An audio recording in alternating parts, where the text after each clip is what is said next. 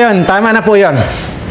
At isa na naman pong mapagpalang pagbati ang nais kong ipahatid sa lahat po ng aking mga subscribers, followers at mga viewers. Sana manawari, siyempre, ligtas kayo sa lahat ng uri ng kapahamakan, ligtas sa lahat ng mabibigat na sakit, bagkos ang darating na lamang sa inyo, swerteng walang katapusan. At dito naman po sa mga anti-kalingap na walang nang ibang ginawa kundi ang pasiraan ng kalingap, mamatay na lang kayong lahat at puro kamalasan na lang ang darating sa inyo.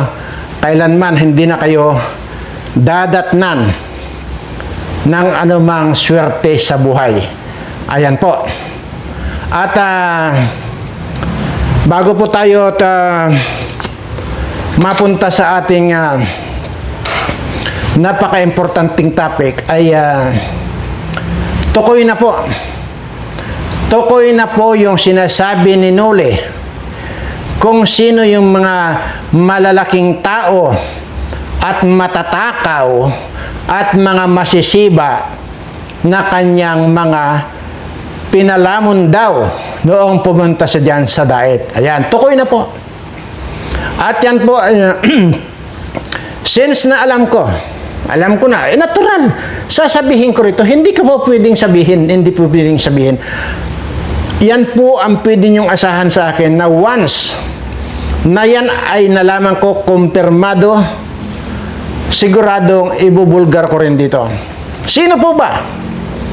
Yung tinutukoy ni Noli na pinalamon daw niya, na masiba, na wala daw pong alam kundi ang mga maghahanap ng maglilibre dito sa mga malalaking tao ng kalingap daw. Kalingap ha?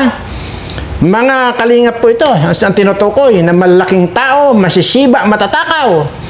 Yan po ang tinutukoy niya ay walang iba po kundi itong si Dr. Wakwak. Ayan po. Kasama na po diyan si itong may sakit ng atay, si Redsen. Ayan, kasama na po diyan. So, nabigla ba kayo doon? Ako hindi ako nabigla eh. Ay sa pagmumukha pa lang nitong Dr. Wakwak na ito eh, masiba na talaga yan eh. Ano? Itong Redsen na ito. At pero hindi naman nabanggit itong si Kapiso. At wala daw po talagang ito, wala daw pong ginawa ito kundi magpasaring na ganyan ganito, pakain na yan. Itong si Redsen at saka itong si Wakwak na ito, kaya daw po napilitan itong sinuli na palamunin itong mga ito. Ay ngayon, sinusumbatan na kayo mga putang ina. Sinusumbatan na kayo ngayon. Di ba? So, imaginin mo, hindi lang ginamit yung word na pinakain, kundi pinalamon pa kayo. Ito, si Iko na ito. At saka marami pa raw pong iba. Hindi na lang niya ang talagang pinangalanan niya. Itong si Dr. Wakwak. Ngayon ay magkakasama sila. Di ba? Magkakasama na po sila ngayon. Pero yan po yung tinutukoy ni Noli na masiba daw, makapal ang mukha, malaking tao, malakas lumamon.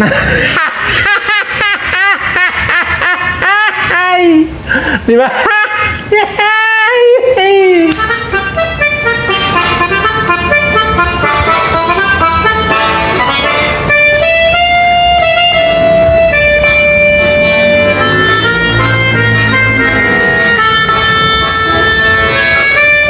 Ayan. O, ngayon alam mo na. Ba't ayaw mamatay ito?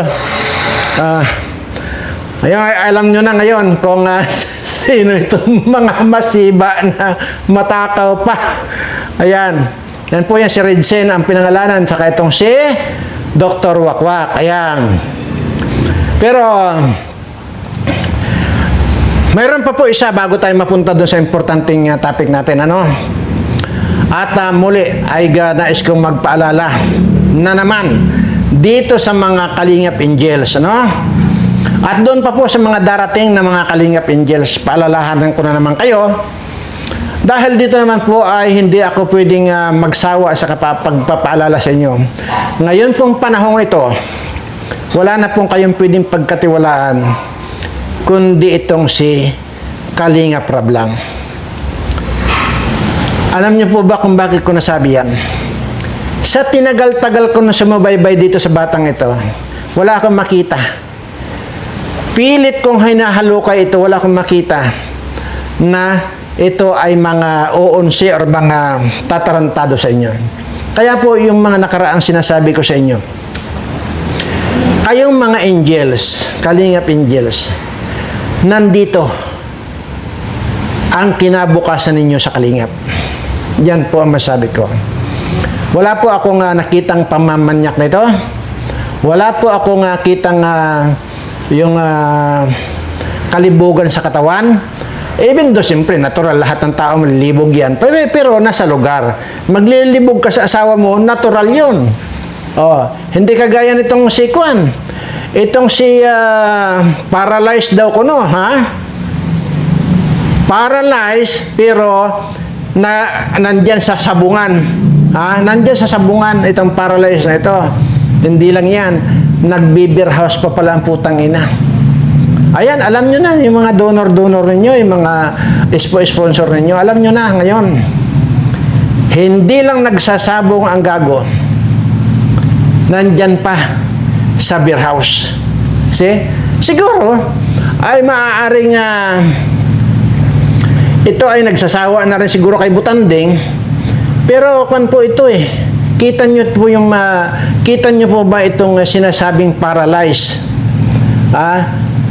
Yan po ang tao sa sabungan. Tao rin po sa beer house. Naglilinibog pa ang paralyzed na ito. Kaya tingnan nyo, sunod-sunod ang hindi pa makontento dito sa asawa niyang Butanding. Nagpapalautog pa ito, hayop na to. Tapos ngayon, sige, mag-sponsor pa kayo ng mag-sponsor, magpadala pa kayo ng magpadala ng inyong mga pira dyan. Kayong mga OFW, na alam ko naman, marami sa inyo, hirap na nga kayo sa magkukuskos ng kubita dyan sa ibang bansa. Makapagpasikat lang kayo, yan, magpapakulay-kulay na kayo. Magpapajikas pa kayo. Magjijikas pa kayo dyan sa mga, itong mga tao, mga walang utang na loob na ito. At yan, hindi nyo alam yung mga pirang ipinapadala ninyo, pinangsasabong, at pinang beer house. Ayan. Kita nyo naman kung paano magpalautog itong itong paralisado na ito. Paralyzed daw pero palautog. So ngayon, pupunta na po tayo dito sa napaka-importante pong i-discuss ko sa inyo. Pero babalikan lang po natin itong tukoy na, pinangalanan na po. Tukoy na. At nandyan po yan sa comment ko na talagang nag-comment po sila na ang tinutukoy daw ni Noli na mga balasobas na pinalamon niya, itong si Redsen at saka itong si Dr. Wakwak. Yan daw po yung matatakaw na masisiba pa. Tingnan mo, mayroon na nga sakit-sakit ni. Paano nga hindi magkaroon ng sakit-sakit niyan ay masiba? At tingnan mo itong si Dr. Bayag na ito. Ay talagang si Tsura lang masiba na talaga. Kaya, ayun napangalanan tuloy kayo. Ayan po, hindi ko po kasalanan ito kung mayroon pong mga nagko-comment diyan na ang tinutukoy daw ni Noli. Actually, hindi nga po ako nanonood diyan Pinipidbakan lang po ako nitong ating mga viewers. Yan po. Pero kasi sabi ko nga po, wala po akong time na manood dito sa mga walang kakwenta-kwentang mga taong ito. Ano ba nga pinagsasabi ng mga yan? Itong mga si Lula Glo na yan. Ano bang pinagsasabi na yan? Tapos pinapanood itong mga honghang na mga viewers na ito. Yung mga taong yan. Ito yung si Cell PH na yan. Ano bang mapupulot ninyong aral diyan? Dito kay Pukingking na naglilibog na mukhang aswang naman, ano ba makukuha ninyong benepisyo dyan sa mga sinasabi nito? Ha? Ito ha, para lang laging nasasariwa sa inyo, no? Ano bang makukuha nyo rito sa Pukingking na ito? Tapos yan ang kinukuha ninyo? Yan ang pinapanood ninyo? Naku po, maghunos dili kayo itong mga viewers na ito. Kung mayroon man kayong dapat na panoorin, at kung mayroon man kayong dapat isubscribe, ito na pong Birana Live Studio TV. Kunin nyo lang po, subaybayan nyo lang po, marami kayong matututunan. Kagaya po itong susunod na topic natin, marami po kayong matututunan dito. Ito po ang dapat na tinatangkilik ninyo. Hindi po itong mga ito. Itong puro mga malilibog na matatanda na naglilibog pa. Na puro paggarapata ang mga bilat nito. Ha? Sa kapapanood ninyo dyan sa kanila, magkakagarapata din ng bilat ninyo. Ito tingnan nyo ha. Ito ba ang kailangan nyong panoorin? Yung kung sino man po nakapag-subscribe dito, nako, maghunos dili ka. Bawiin mo na yung subscribe, mag-unsubscribe ka na rito. Ha? Ito ha. Dahil walang bata, lumabas. Bilat ko ay para lang na disgrasya ng mga bututoy. Oh, ulit. Ulit na. Ha? Hindi sira ang Pukingking ko. Dahil walang bata, lumabas. Bilat ko ay para lang na disgrasya ng mga bututoy. Oh, yun daw bilat niya. Na disgrasya daw ng mga putotoy. Di ibig sabihin maraming utin ang pumasok diyan sa bilat niya. Ito ba ang tinatangkilik ninyo? At saka yung sa selfie it's na yan, na puro kalibugan din ang sinasabi niyan. At saka yung si Lulaglo na yan. Ha? Yan ba? May napupulot ba kayo? Diyan sa mga, yung si Sangkay na yan, may napupulot ba kayo? Na aral dito sa mga hunghang na ito? Ikon nyo po, i-analyze nyo. Ni ultimo nga magsabi sa inyo na, salamat mga viewers ko. Or sinasabi nila na, mag-ingat kayo mga viewers ko, dinadalangin ko ang inyong kaligtasan at dinadalangin ko yung darating sa inyo, yung swerteng walang katapusan. Mayroon ba kayong narinig dito sa mga animal na ito? Wala. Saan nyo naririnig yan? Sa akin lang. Ganon ko kayo kamahal. Lalo itong mga subscriber ko. Kaya yung pang hindi pa nakapag-subscribe dito sa Birana Live Studio TV, mag-subscribe na rin po kayo para isa na rin mapabilang po kayo sa mamahalin ko. Ayan. Hindi lamang po yan. Dahil lahat po ng mga nag-subscribe dito sa Birana Live Studio TV, gumaganda, gumagwapo. Wala pong kaduda-duda yan. Subukan nyo ngayon pindutin ang subscribe. Pagka-pindot nyo, pindutin nyo na rin yung notification bell. Pindutin nyo na rin yung all. Ano? Matulog kayo ngayon. Kinabukasan, tingnan nyo yung mukha ninyo sa salamin. Kung ang mukha ninyo ngayon na hindi pa nakapag-subscribe ay kagaya nito na mukhang aswang. Ha? Yan. Sisiguraduhin ko sa inyo na kapag ka nag-subscribe kayo, bukas ng umaga, paggising niyo, puntahan nyo salamin, magsalamin kayo, napakaganda nyo na, para na kayong si Ibana. Ito rin si Selfie It's. Tingnan mo, para mangkukulam. Pero sinasabi ko, gaganda lahat ng mga kapag-subscribe dito sa channel ko. Sa mga lalaki, gugwapo kayo. Tingnan nyo. Kung ang itsura nyo ngayon ay itsura ni Redsin, ha, parang, parang sasabog na yung mukha. At saka itong itsura ni Dr. Wakwak, na parang, ano to? Para yung, yung mangkukulam na, nagagulang. Pag sinubscribe nyo ang Birana Live Studio TV, bukas, paggising ninyo, magandang lalaki na kayo. Gwapong-gwapo na kayo.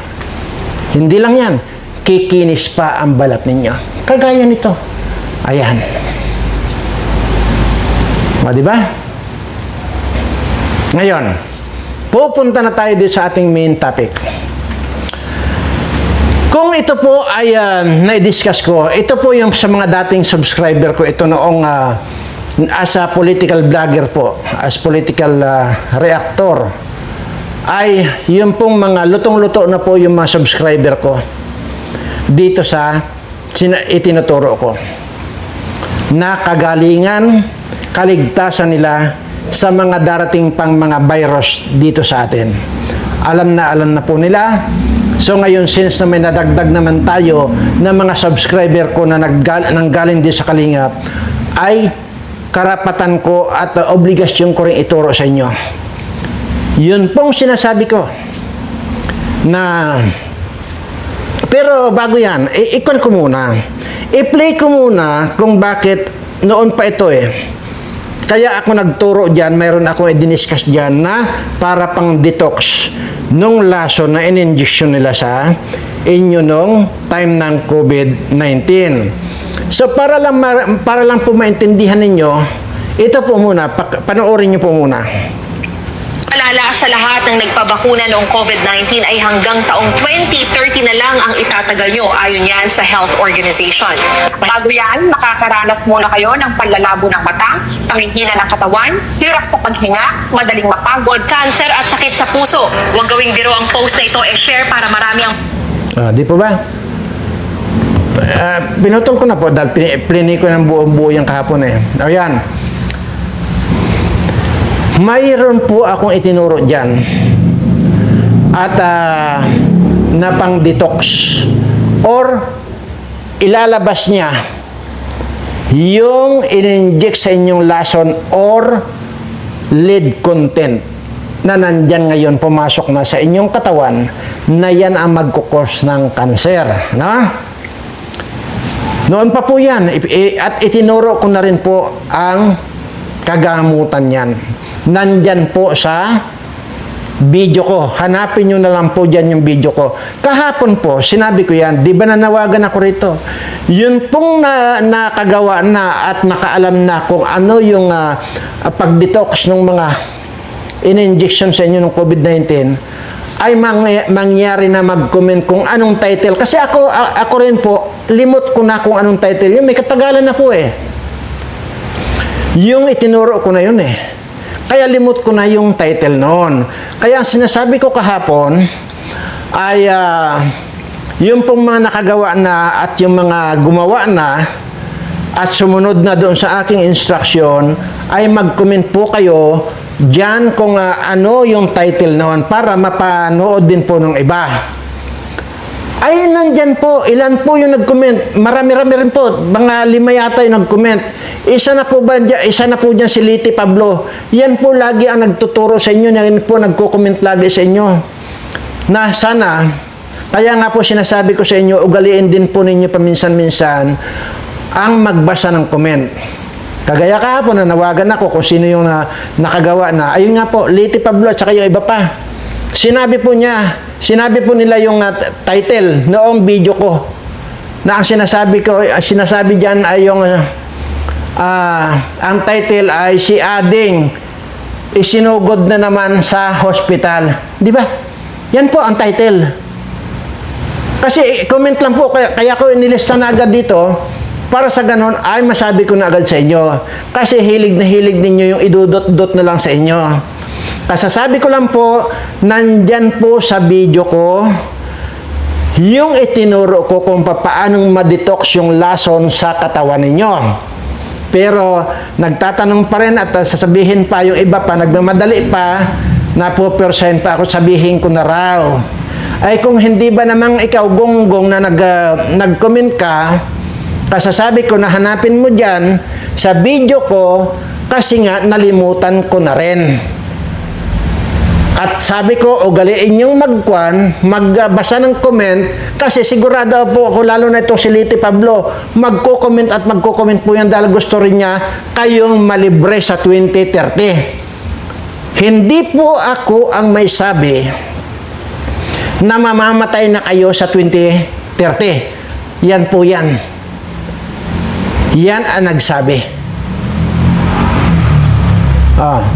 Yung mga nabakunahan. So ngayon, kung hindi nga kayo mag-effort or tulungan yung inyong mga sarili, kasimpleng bagay, itinuro ko na, hanapin nyo lang dyan sa video ko. Ay kung hindi nyo makita, baybayan ninyo yung videos ko dyan. Diba? Ganun lang kasimple yun eh. Kung talagang may ikon ka, kung talagang interesado ka, pero kung hindi ka interesado, wala akong pakialam sa'yo. Ganun lang yun. Alam nyo kung bakit ganito ako magsasalita? Kasi nga, yung po bang tipong hindi naman kaya kargo di konsensya ko na dahil lang sa katangahan ninyo ay hindi nyo makita yung kagalingan ninyo. Kargo di konsensya ko eh. Di ba? Kaya ganun ko idinidiin yung mga pagsasalita ko rito. Kaya baybayin nyo yung mga videos ko dyan. Ngayon, hindi na kailangan baybayin kasi ito na nga ang ito na nga yung kinoment nung si Liti Pablo at saka yung iba pa. Ang title daw, para ma-detox yung lason sa katawan ninyo nung in-injectionan kayo ng COVID-19 vaccine na yan, ang title ng video ko ng tinuro ko dyan ay ito, si Ading isinugod na naman sa hospital. O ngayon, titiyakin ko, mayroon na namang magtatanong dyan. Wala pong sasagot. Magtatanong kayo sa comment ninyo. Alam nyo po ang ugaliin ninyo, intindihin nyo yung sinasabi ko. Tulad ng kalamansi at saka sili na yon. Sinabi ko rin po na nandyan sa video ko. Bakit kayo magtatanong kayo, magko-comment kayo dyan na ituro ko naman daw yung kalamansi at saka sili na yon. Ay samantalang kasasabi ko, nandyan yan. Nasa thumbnail ko na sa video ko yan. Kung papaano, bumili pa ako ng rice cooker para i-demo ko kung papaano ang proseso ng kalamansi at saka sili. Wala pong, kung ganyan ang tatanungin niyo sa akin, walang sasagot sa inyo. Di ba, hinaharap lang yan ang sekretary ko? Wala. Hindi ko naman ako kanyan eh. Hindi na ko naman na isa-isang basahin yan. Sekretary ko ang nag-heart dyan para lang may interaction lang tayo. Pag-aaksayan ko pa ba ng oras yan? Kaya walang sasagot sa inyo. Heart lang ang kuka ninyo. Kaya nga intindihin ninyo at magmula ngayon, kung gusto nyong maligtas sa 2030 at hindi kayo mamamatay dahil dyan sa lason na in-injection sa inyo, ay tulungan nyo ang sarili ninyo. Total, nandyan na yung kagamutan eh. Isi-discuss ko na lahat dyan. Kaya nga, intindihin nyo mabuti yung sinasabi ko. At bakit ako nag-discuss ito? Kaya nga, baybayin ninyo yung mga videos ko dyan para makilala ninyo ako. Hindi lang ako basta nandito sa harapan ninyo. Kaya yun ang sinasabi ko sa inyo. Ang sumubaybay dito sa channel ko, hindi lamang basta kung ano pa.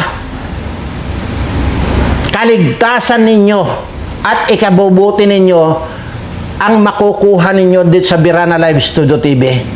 Kisa dito sa mga putang inang mga walang mga kakwenta-kwenta mga taong yan. Pero yan ang kinuha ninyo, sinusubaybayan ninyo.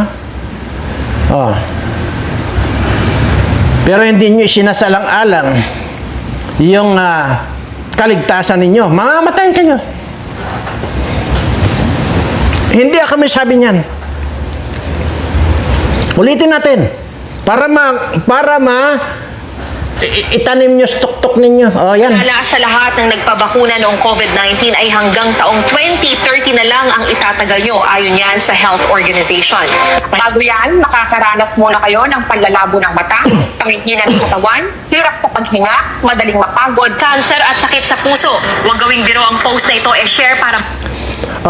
Ayan po. Napakarami po ngayon ang kaso ng panlalabo ng mata. Yung madaling hingalin na hindi naman dati ganon. pagkatapos na mabakunahan, ang dami ng sakit na mga nararamdaman. Hindi lamang po itong mga panglalabo ng mata. Napakarami po yan. Katunayan, mayroon pong comment dito. Babasahin ko na lang yung comment.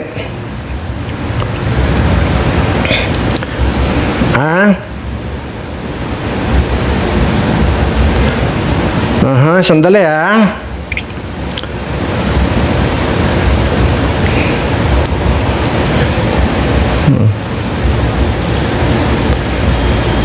Saan na ba yun?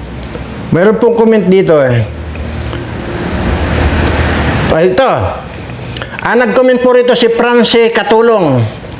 France Katulong. No, hindi yung maid Katulong ang apelyido. France, ayan. Good evening, sir. Dahil sa COVID ay natamaan ang dalawa kong mata. Nanlalabo na at nakatakdang maoperahan ang mata ko sa September 3 dahil pars plana vitrectomy daw. Bigla akong nagising kagabi ng alas 2 at bigla akong naisip magpa-advise sa iyo. Ginawa ko na lahat gamot sa COVID at kumain ng limon. Lagi, may I know your opinion, sir. Sorry and God bless OFW Hong Kong. Yan. Nandyan na po kasi yan.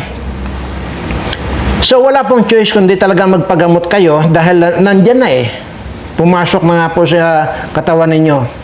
So, ang sinasabi ay ginawa ko na lahat gamot sa COVID.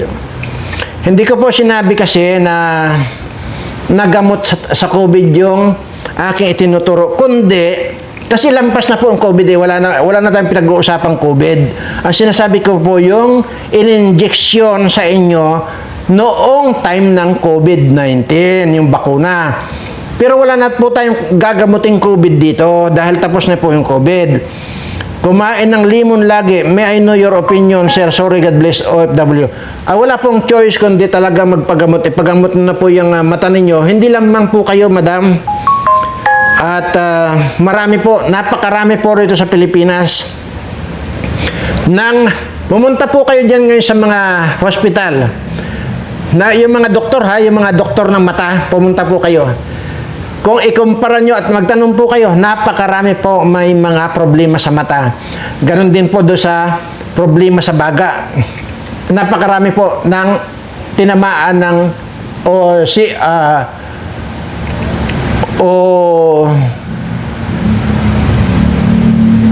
yung sakwan po, yung sa baga. COPD, yan. Chronic Obstructive Pulmonary Disease, yan, COPD po. Napakarami po. Dahil yan po yung mga kuha natin naman na ngayon. At sa ngayon po, sa oras na ito, sa taon na ito, 2019 pa po yun, di ba?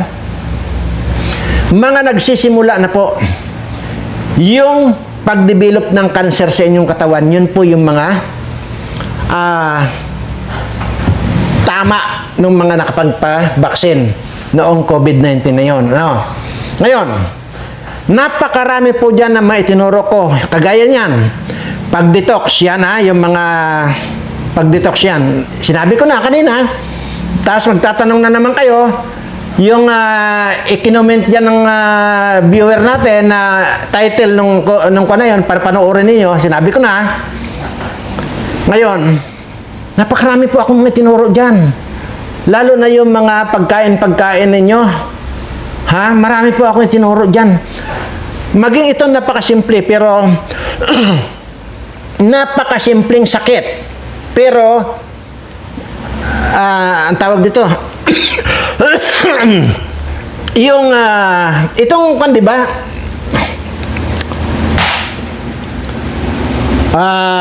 yung mahirap umihi. Ano yun? Yung, bullshit na yan, paputol-putol ang ihi. Basta, hindi naman tulo yung basta yung maging sa babae ito yung nilalagnat ka na yung pag-ihi mo putol-putol, yung mga ganon. Itinuro ko po, ang gamot lang po niyan ay yung nandyan din po yung nilagang buko lang. Hindi po kaya ito basta uminom kayo uminom ng buko, hindi po. May proseso po dyan, nandyan din po sa mga videos ko. Nandyan po lahat yan. Anong tawag doon? Putang ina. Hayop na yan. Yung hindi ka makaihi. Mapabalalaki, mapababae. So,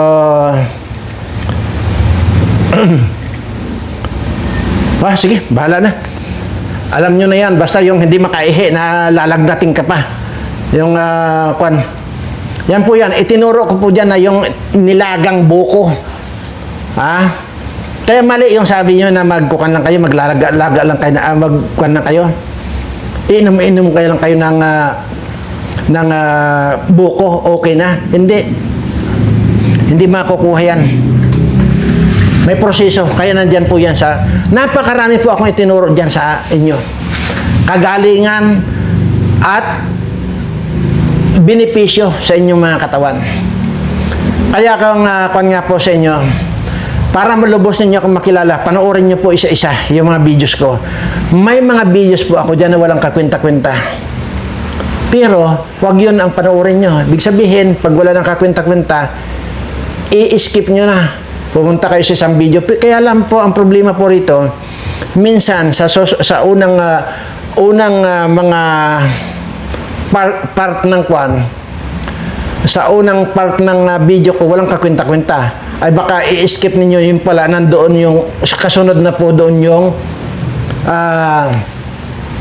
may kwenta na at kapupulutan nyo na ng araw. Kaya ang mahalaga po dito, magmula ngayon ay panoorin nyo po ng diretso para sa ganon ay hindi nyo ma-miss yung mga ituturo ko na kagalingan para sa inyong mga katawan. Ayan lang po yun. At nasa dulo ng dila ako ang putang ng na yan, yung hindi makaihi ayop niyan. Ay minsan ano ba bang expectin ninyo sa edad kong 177 years old ko na? O, di ba? 177 years old ko na, ang daming tumataas ang kilay, hindi na riniwala. Ay putang ina niyo. Ako na nga nagsasabi, katawan ko ito eh. Ayun yung pang maniwala. Dito, lalong hindi kayo maniwala. Ang sikreto ko din na napakahirap gawin. Hindi nyo kakayanin. Maniniwala ba kayo na 50 years na ako hindi kumakain ng kanin? Alam nyo kung anong kinakain ko? Gulay-gulay, dahon-dahon na lang. Kaya yan ang sikreto ko kung bakit ang haba ng buhay ko. Yan ang sikreto ko kung bakit ang gwapo ko. Yan ang sikreto ko kung bakit ang kinis ng mukha ko. Hindi kagaya nitong mukha ni Dr. Wakwak na ito na parang hollow black kagaspang. Lahat naman yan yung mga antay-kalingap.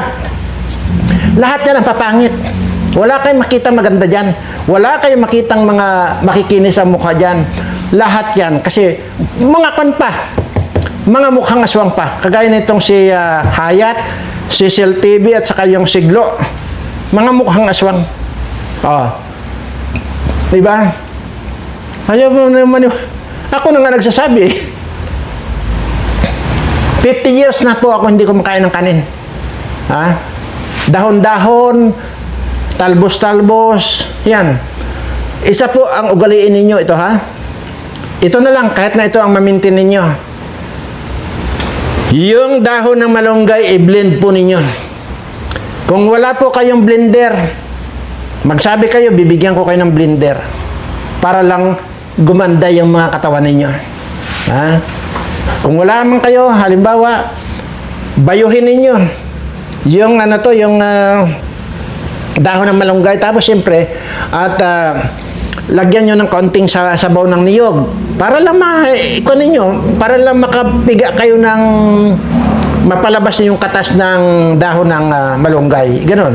Pero tubig ng niyog ang pakatas ninyo. Ugaliin po ninyo uminom.